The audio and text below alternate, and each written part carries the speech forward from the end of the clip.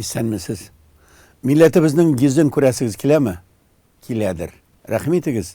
Чөнки милләтнең йөзе ул мәгълүмат чарасы, аның матбугаты. Сез әйтерсез, бу кагаз газетләрнең заманы үтте инде, хәзер интернет бар, телевидение бар диярсез. Ләкин әгәр дә газет яки журнал булса, аның редакциясе булса, аның истәлеге булса, һәм фикере булса, мәгълүматы булса, һәм редакциясе, талантлы журналистлары булса, аның телевидениесе дә була, интернет аша, радиосы да була, барысы да булу. Булмаса инде, нинди кагазга, нинди селтәрдә булуына карамастан ул булмый дигән сүз. Күз салып чыгыйк милләтебезнең йөзенә. Менә Ватаным Татарстан дәүләт газеты. Илдус Низамов, медицина академиясының кафедра мөдире. Һәр кеше үзе бер космос дип әйткән. Уйлап карагыз. Милләтнең йөзе газетада булса, аның йөзе газетаның ул беренче биттә. Ватаным Татарстанның беренче битендә хаталар өстендә эш дип аталган мәкалә башлана. Ул яшүсмерләр җинаятьчелеге турында. Элек булган 90-нчы елларда булган санарга караганда, хәзер тагы яшүсмерләр җинаятьчелеге арта башлаган. Уйланырга кирәк. Һәм матбугат уйландыра.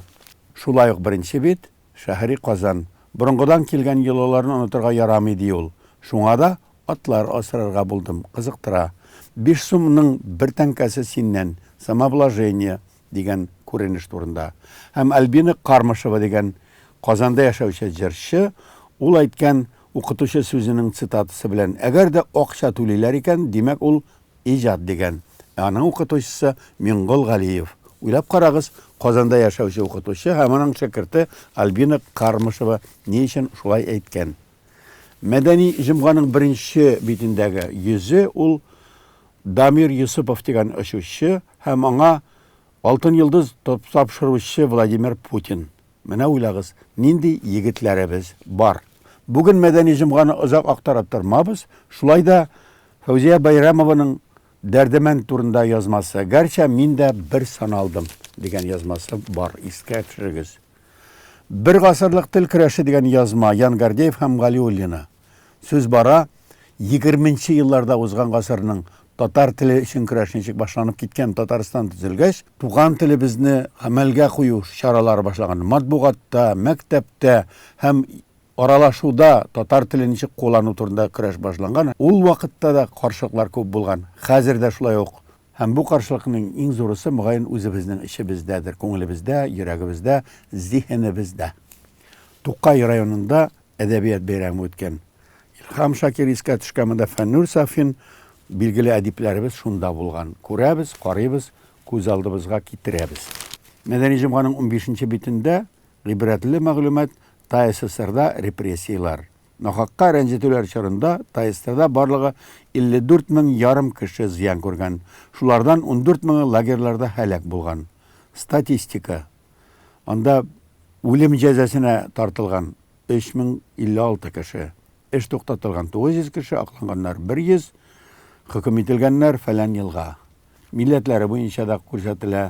Колхозчылар 13%, крестьяннар 40%, эшчеләр 17%, муллалар 110 кеше, сәүдәгәрләр 120 кеше, кулаклар дип әйтелгән инде авылда эшләүчеләр 9259 кеше тартылган. Мондый гыйбрәтле саннарга игътибар итмичә булмый. Язмышлар шәҗәрәсе дигән язмада язучы, эшкуар Равия Шәйдуллина һәм аның әсәрләре турында бара. Игътибар итегез. Куш биттә язарлык сүзләр генә түгел, фикерләр табылган һәм андый заманабызның иҗади шәхесе дә безнең арабызда бар. Мәгълүмат чаралары булмаса, Равия Шәйдуллинаның иҗаты белән дә, үзе белән дә якыннан танышып булмас иде. Тәртип радиосына ничә яшь, милли рухи азык. Игътибар итегез. Тәртип радиосын милли эшләрне белгән һәркем чамалый белә. Бигрәк тә Болгар радиосын хәзер тыңлаучылар. Безнең газетның беренче битенә генә күз салсак та, без күрәбез, иң нәзберек һәм иң кискен проблемаларга газета игътибар итә. Үсмерләр йөри, төркем. Русия армиясындагы үлемнәрне ничек туктатырга, 14 яшьтә никах укыту җинаятьме һәм башка язмалар безнең газеттә. Казан газетларын искә төшергәндә урысча чыгучы Звезда Поволжьены да искә төшермичә мөмкин түгел, чөнки анда милли проблемалар бик төгәл итеп күрсәтелә. Бу санда Перепис 2, Жан исәп 2 дигән язма бар. Анда узган елларда, узган гасырда үткән җан исәпләрнең ничек үтүе турында бик мөһим мәгълүматлар бирелә һәм бик кискен мәгълүматлар бирелә. Менә шундый булды Казан газеталарының кайберәүләре. Хәзер инде төбәкләрдәге газетларны да искә алыйк. Анда да кагаз газетлар чыга, анда да проблемалар бар һәм аларның да интернет сәхифәләре бар, кайберләрнеке юк. Алар да радио, телевидение белән хезмәттәшлек итәләр. Алар менә шушы төбәктәге татарларның йөзе булып хезмәт итәләр. Бу атна ахырында менә шундый газеталарның баш мөхәррирләре Казанга җыелып бездә киңәшмә үткәрделәр. Шуңа күрә без аларның йөзләрен сезгә күрсәтергә телибез. Ульян өлкәсе татарларының газетасы Өмет, Түбән Новгород газетасы, Түбән Новгород татарларының газетасы Туган як, Омский татарларының газетасы Татарский мир. Мондый газетлар әлбәттә кайберәүләре атнага бер, икенчеләре айга бер чыга, ләкин барысы да шушы төбәктәге милләттәшләребезнең рухи тормышы, матди тормышы турында.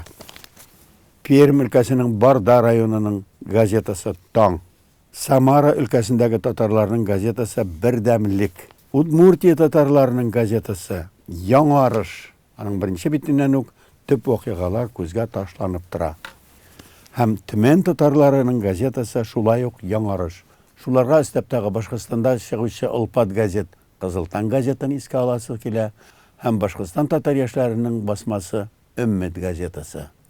Өммет, Яңарыш, Бердәмлек, Таң дигән менә нинди кызыклы мотор исемнәр. Менә шушы булыр иде, әгәр дә сынап карасак, татар милләтенең йөзе һәм шулай булырга тиеш тә ул.